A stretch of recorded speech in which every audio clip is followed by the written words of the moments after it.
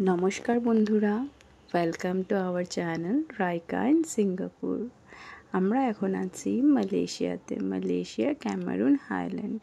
চলুন এই জায়গাটা একটু ঘুরে দেখা যাক।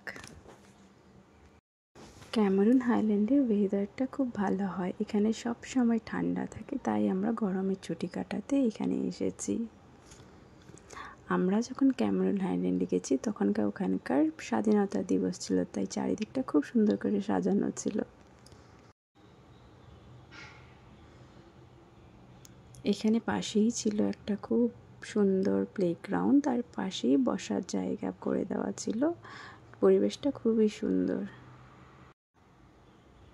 আর দেখুন, এটা হলো ক্যামেরুন হাইল্যান্ডের ফ্ল্যাগ। এটা মালয়েশিয়ার ফ্ল্যাগ, তার পাশেই আছে ক্যামেরুন হাইল্যান্ডেরও ফ্ল্যাগ। প্লেগ্রাউন্ড থেকে একটু আগিয়ে গেলেই ছিল একটা মন্দির, যেটা ছিল রাম সীতার মন্দির।